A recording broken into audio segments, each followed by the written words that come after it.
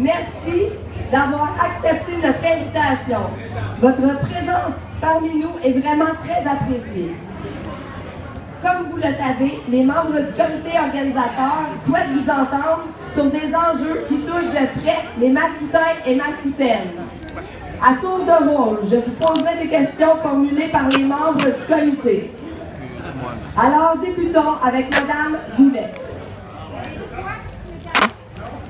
Quels sont vos engagements pour accroître significativement la capacité des personnes à se loger de manière abordable, salubre et sécuritaire? Alors, bonsoir tout le monde. Tout d'abord, si vous me permettez, je tiens à remercier les membres du comité organisateur d'avoir permis aux candidats sollicitant un mandat à la mairie de s'adresser à vous, ici présents ce soir, avec une belle température. Et puis, le débat politique fait résolument partie des règles fondamentales de la démocratie. Cela permet aux citoyens d'en apprendre plus et de faire par la suite un choix plus éclairé. Alors, la réponse à la question. Tout d'abord, mettre en place une politique d'habitation. Assurer le maintien des logements abordables existants et d'en augmenter significativement le nombre en créant un fonds de 1 million de dollars par année. Travailler avec les organisations locales, les OSBL d'hébergement, le GRT, l'OMH, les coops, les propriétaires d'immeubles et les personnes vulnérables.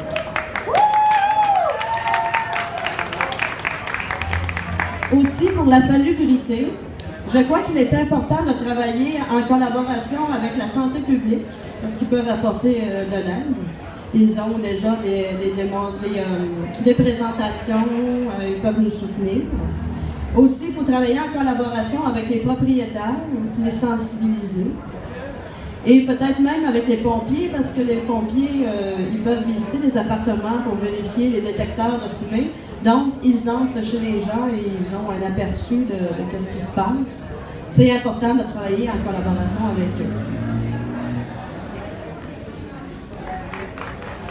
Merci, Mme Goulet, pour nous avoir éclairé sur le sujet. Maintenant, je demande à M. Corbeil de prendre la parole. Je vais vous reformuler la question à nouveau. Quels sont vos engagements pour accroître significativement la capacité des personnes à se loger de manière abordable, salubre et sécuritaire? Bonsoir à vous toutes et tous. Ça me fait plaisir d'être avec vous ce soir. Merci de nous donner l'opportunité de répondre à ces questions. Concernant les logements, vous savez, la ville de Saint-Hyacinthe a investi beaucoup ces dernières années avec l'Office municipal d'habitation. La ville a fait des projets sur la rue Morrison, sur la rue Papineau, et s'apprête à faire un logement social de 49 logements qui va se faire au niveau de la Concorde. Il va s'appeler le projet de la Concorde. Donc, il y aura 49 nouveaux logements sociaux. Cette construction-là est prévue pour l'automne 2019, livraison l'automne 2018 et la livraison au printemps 2019. Vous savez, on a en 2010, le Conseil s'est engagé à créer une réserve pour le logement social sur son territoire. S'est engagé à mettre 200 000 $ par année. Mais ce qui se passe maintenant, c'est que c'est plutôt 3 fois ça qui a été mis à chaque année avec les investissements qui vont se faire dans quelques mois. Donc, le 2 millions qui était prévu pour 10 ans s'enligne à 6 millions pour 10 ans. Il faut vous dire aussi que la ville de Saint-Hyacinthe est parmi une des villes qui investit le plus au niveau du logement social. Et c'est évident aussi qu'il faut sensibiliser les propriétaires de logements à rénover le logement pour qu'il soit effectivement habitable avec des conditions acceptables. Merci.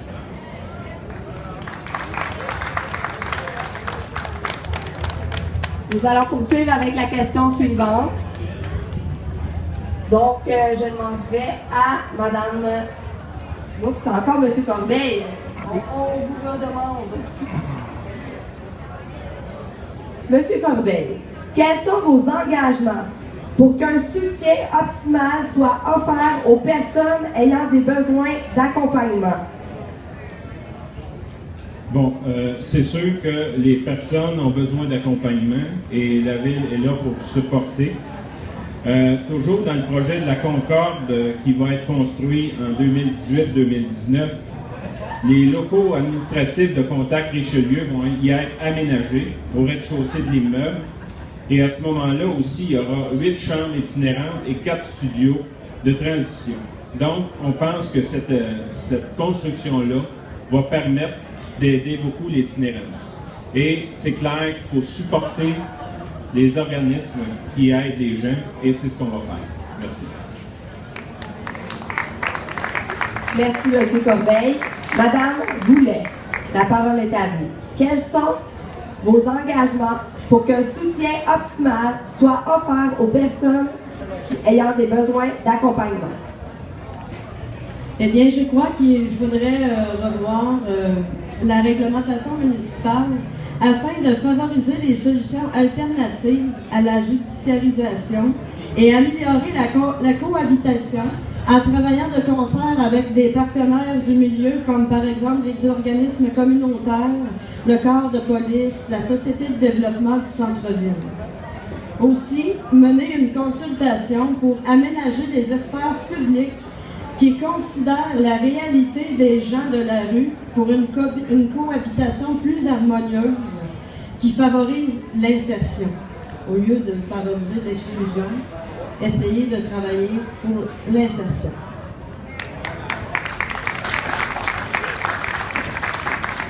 Madame Boulet, ça va être encore adressé à vous. Quels sont vos engagements en matière de transport collectif? Bon, le transport collectif, il faut éviter de considérer cette question comme une dépense, mais la considérer dans un angle d'investissement et d'amélioration de la qualité de vie. Investir dans le capital humain. Assurer la mobilité et la gratuité représente une stratégie gagnante pour le maintien à l'emploi des personnes ayant des revenus plus modestes et favoriser l'intégration sociale et socio-professionnelle des personnes éloignées du marché de l'emploi. C'est très important. Ces personnes-là ont besoin d'un coup de pouce pour se remettre à avoir un bon travail. Éventuellement, lorsqu'ils auront un bon travail, ils vont aussi contribuer à faire rouler l'économie, à dépenser eux aussi. Mais pour les sortir un peu du cercle vicieux de la pauvreté, je dirais, ou de la précarité, ça prend un petit coup de pouce et la gratuité du transport pourrait beaucoup aider les personnes. Aussi, il faudrait changer peut-être les horaires, les mettre plus adéquates là, pour aller au travail et même aussi emmener les étudiants jusqu'à l'école parce que nous avons la médecine vétérinaire, nous avons le cégep, nous avons aussi l'ITA, puis il y a beaucoup d'étudiants qui sont inscrits là-bas, alors c'est très important. Parce que pour ce faire, il faut aussi offrir des horaires vraiment plus pratiques. On va appeler ça comme ça. Aussi, j'aimerais parler de l'harmonisation du transport dans le sens que si on parle déjà au conseil de ville, les trottoirs, ça coûte cher à entretenir, tout ça, bien si on a l'intention d'enlever les trottoirs, il ne faut pas que ce soit pour avoir le double de voitures. Il faudrait penser à avoir, j'appelle ça une voie roulable ou roulante, là, je ne sais pas, il faudrait penser à un terme beaucoup mieux que ça, mais une voie où les triporteurs, les quadriporteurs, les fauteuils roulants, les vélos, les planches à roulettes, tout ce qui roule, autrement dit, aurait une voie pour le faire. Et puis ça pourrait même être scindé en deux, là, on voit ça souvent, un côté pour les piétons, un côté pour le roulant. Alors, de cette façon-là, tout le monde serait servi pour se déplacer.